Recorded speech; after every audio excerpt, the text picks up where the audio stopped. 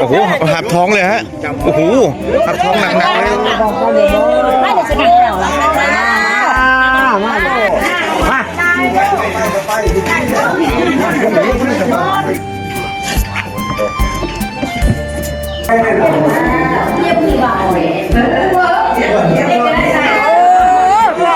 ต้องทำเลยเด้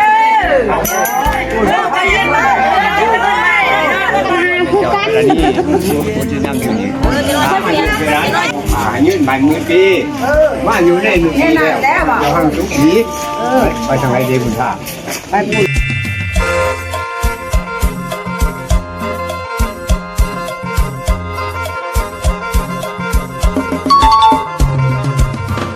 ตัวครับไปขึ้นบ้านใหม่นะครับไปขึ้นบ้านใหม่นะฮะเตรียมตัวแล้วเนี่ยหับไปแล้วหับกันหับท้อง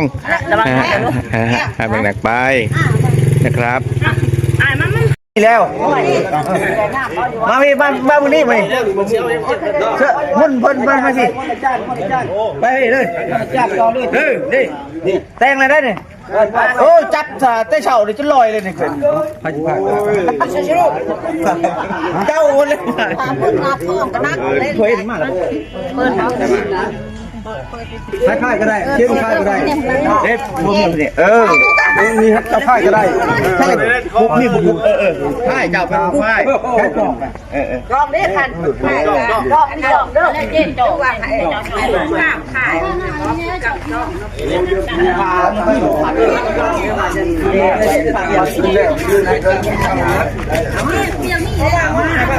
ดูครับอาจารย์ชิดใครมองตรงนี้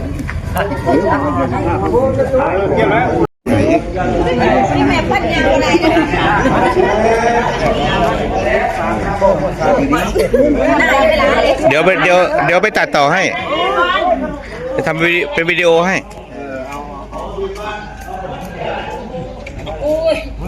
วางไปงานบ่โอ้โห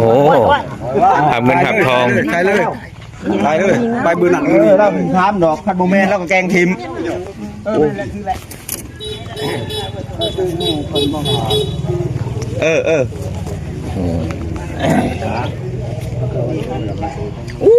่เป็นลายเถอะครับมีแต่ข้ามแต่เงินตาย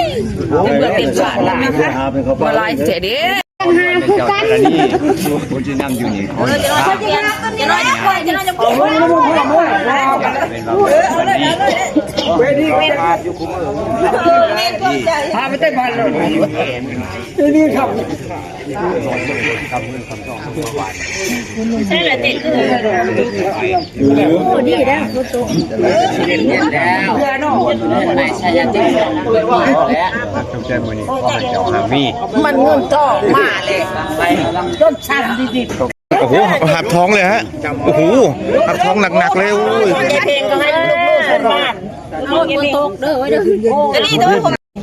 ใช่เลยข่าวเราอาจารย์พูดอาจารย์กับอาจารย์ด้วยกันไม่ได้สกัดเราละมาเขาอยู่กับข้างหน่อยรุ่นหน้ายังฟังเลยตัวมันได้เลยเราเขาอยู่เรียนลุ่งมันมากใจก็เราได้ต้นมันกระเสือขาดไม่ได้ถูกนี่ขอให้เจ้าเรามีทุกที่อยู่แล้วจ้องไว้ป้ายหลุดแม่ป้ายปุ๋ยเสี่ยวเส้นบ้านดำทั้งเสี้ยยังไงลองเขาเจ้าวันนั่นต้องเป็นมือนี่เดี๋ยวความสุขีพอไปนั่นตรงนี้ให้ดวงมาทั้งทีวนรอบบ้านครับวันจิตตกยันยังไงมากลูกจะพลาดมั่นอย่าต้องของให้ลูกในร้านของผมยื่นใบมือปีว่าอยู่ในหนึ่งปีแล้วเราห้างทุกทีไปทางไหนดีคุณท่าไปปุ่นแล้วเดี๋ยวมันปุ่นแล้วปอดีคะแนนนี่คะแนนเด้อนี่ข้าวคะแนนเด้อยามีผู้มีขายของตั้งเป็นยังไงครับตอนตั้งเป็นยังไงวะวนรอบบ้านครับสู่ขวัญเข้าบ้านหลังใหม่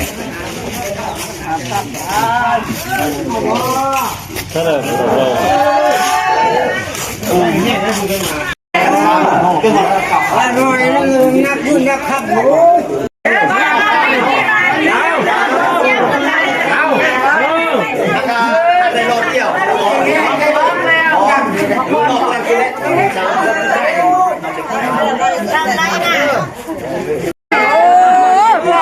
ต้องทำเลยเด้อไปเย็นเลย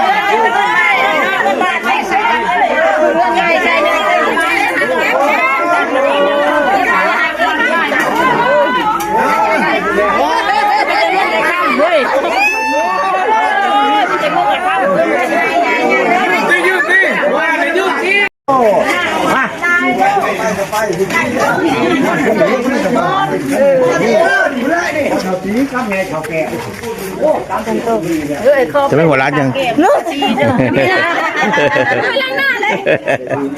ที่สามครับเราที่สามโกยเงินเปยทอง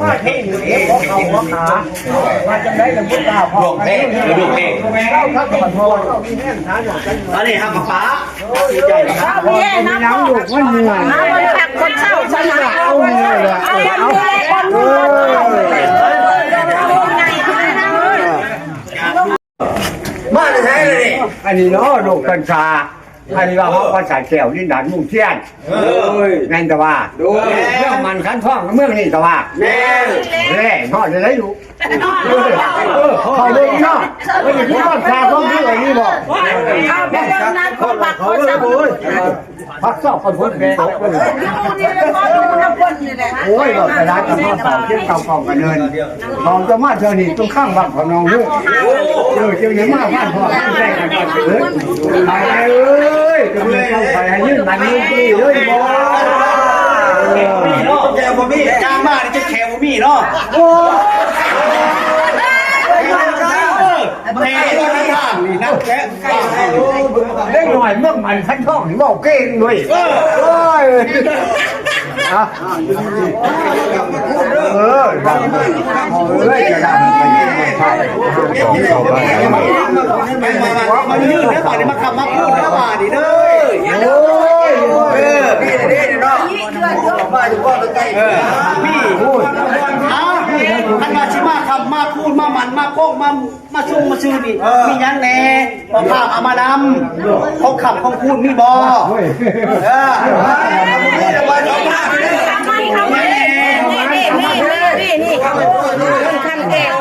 สามบวกไปนอนนี่มาช้างมาเป็นมาหังมามีมาเป็นเศรษฐีเรือนลังนี่ อันนี้พ่อทำมันถ้าแม่เขายื่นเผยกระมาตัวนี้เจ้าจะซื้ออะไรอีกยังมาแน่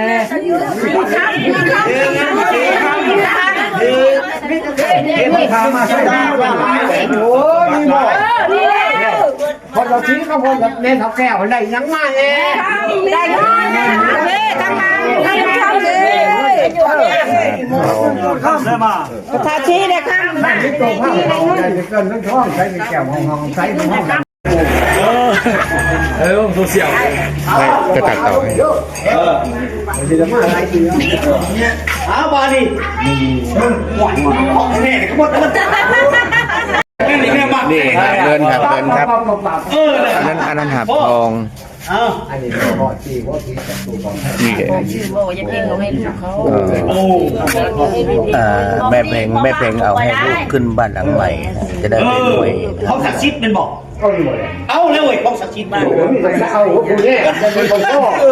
ห่วยก็เดี๋ยวนี้เอาหมดแล้วพอภาพพ่อนี่มาของพันนี้แม่พ่อเอาลูกกลัวเอาเลยเว้ยเอาเลยเอาแล้วขันเอาเลยคนหยาบไปยังเลยเหมือนแรกเงินโอ้ยได้แล้วมันใส่เงินกี่เงินยันเงินบาทเงินดอนนี่มัดเอาอยู่บ่เอาแล้วเว้ยนี่เอาแล้วเอาคงทิ้งลูกเลยอะไรแล้ววันนี้เอามันค้ำเงินก่อนขึ้นเอาเบิร์ดเอาเบิร์ดเอาเบิร์ดตามก่อนเนี่ยเอาผมจะเอาตรงนี้ยังว่าหยาบตัวนี้ผู้จัดงานเอาหนึ่งอันนี้เป็นวันนี้เลยดีคิดใจแก้วมันต้องใช้สดคืน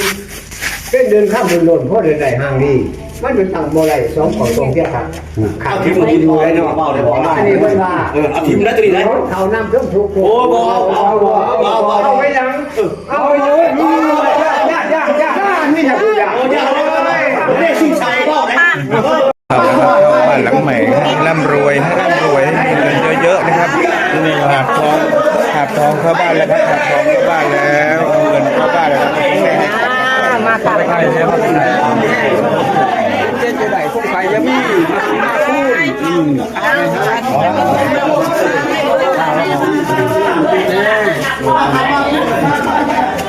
บ้านที่หายช่างก็ลืมให้เองนะโคตรคุ้มโคตรต๊ดเลยด้านในภายในบ้านนะไปดูบ้านภายในบ้านสวยหรู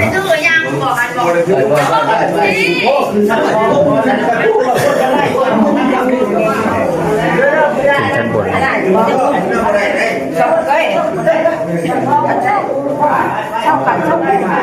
ก็บเนาะเก็บได้ก่อน อ๋อขึ้น เดินชั้นบนครับชั้นบน ซาละปูอาซาจะมาซาจะยังมาเลย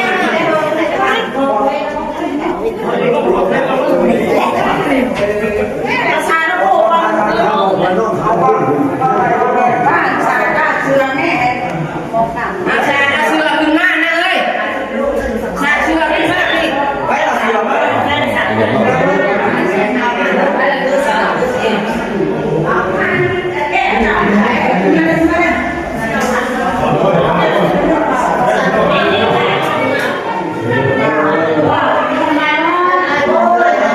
พิธีในห้อง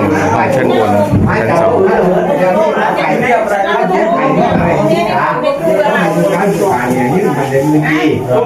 ทุกฟังคือใช่ดูเราพลาดมันจะก่อให้สองอย่างเยอะจะได้เยอะโอ้ยอันนี้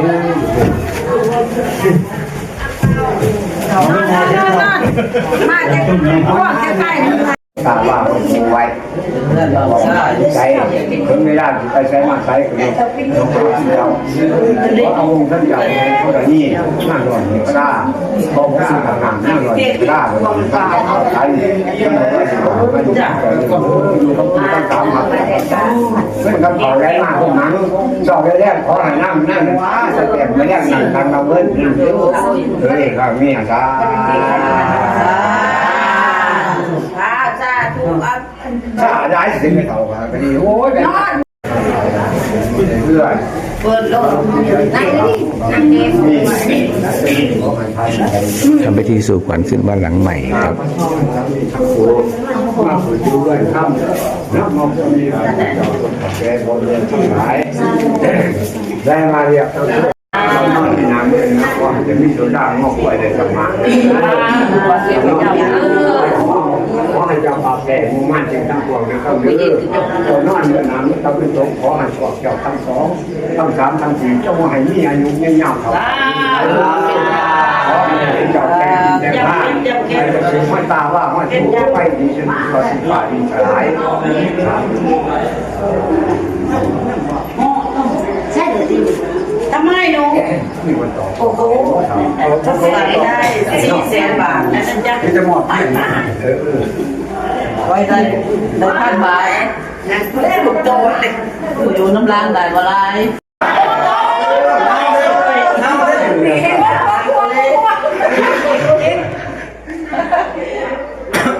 บ้านแล้ว น้อ นึกว่าท่านเจ๊นะ นอนก็จะเจ็บ ห้ากระดึกเอาใกล้ขั้นต่อไปมี นอนหลับดีจริงจะรู้ปุ๊บปุ๊บปุ๊บ ไม่ต้องเก่ง เนี่ยนักหลอกมาแล้วนักหลอกบ้านผู้ชายมาเลยมันจะเจ๋งได้แล้วพี่ละอีกอย่าง วาย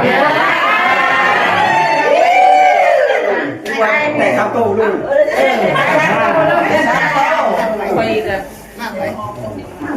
เรียกโม้เรียก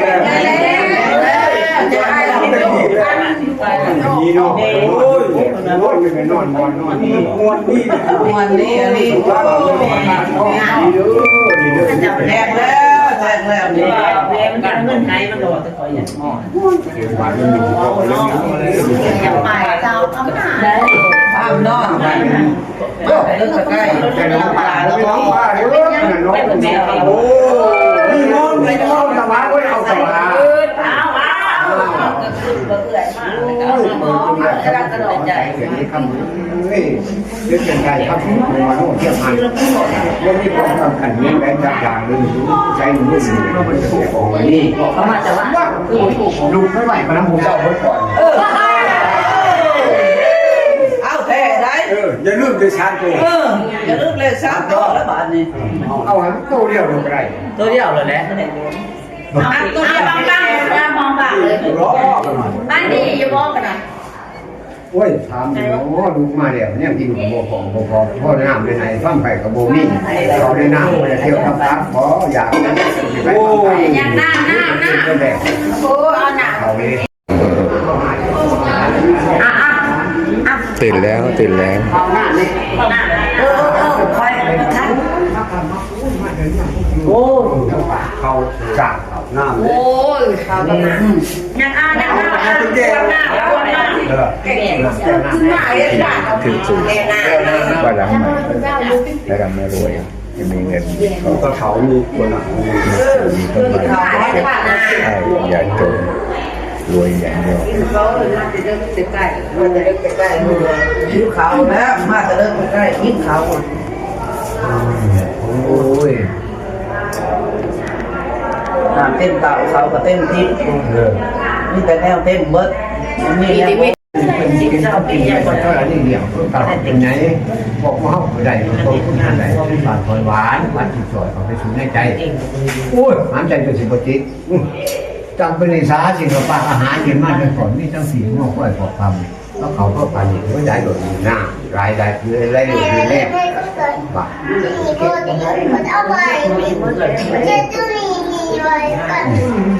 ครับดื้อใจเก็บมือจริงเขาจะโง่ครับเพื่อนเจ้าเขาดีกว่าโอ้ยเจ้ามันดีกว่าในใจผมก็ถือเอาจับเข้าง่ายๆเลยเนี่ย นั่งที่ดีฮะอันบานั้นเรียกที่บ่าวเรียกได้ใส่ใส่ลูกมีไปดีไปที่ไม่เข้ามันเข้าไม่เข้าไม่ใช่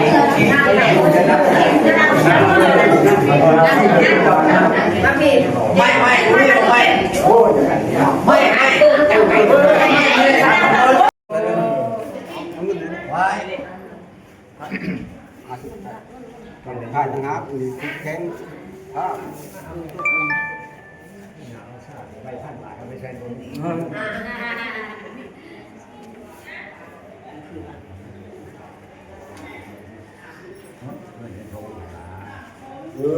ให้ท้องก็แล้วให้ท้องก็แล้ว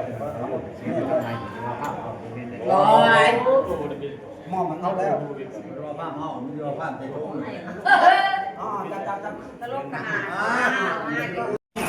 คืนนี้ได้มวลแน่ครับนี่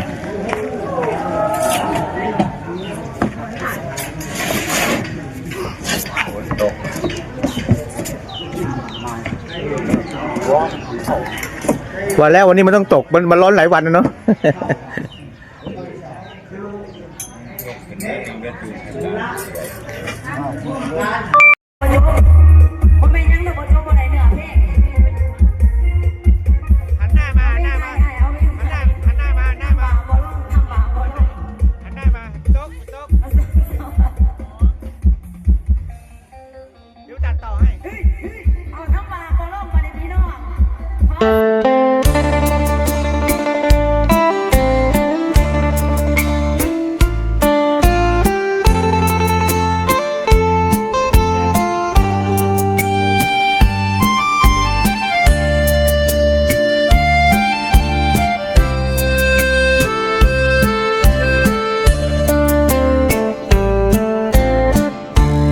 บ้านใหม่ขอให้อยู่เย็นเป็นสุขร่ำรวยเงินทองไหลมาเทมาเป็นเศรษฐีพันล้านขึ้นบ้านใหม่ขอให้อยู่เย็นเป็นสุขร่ำรวยเงินทองไหลมาเทมาเป็นเศรษฐีพันล้าน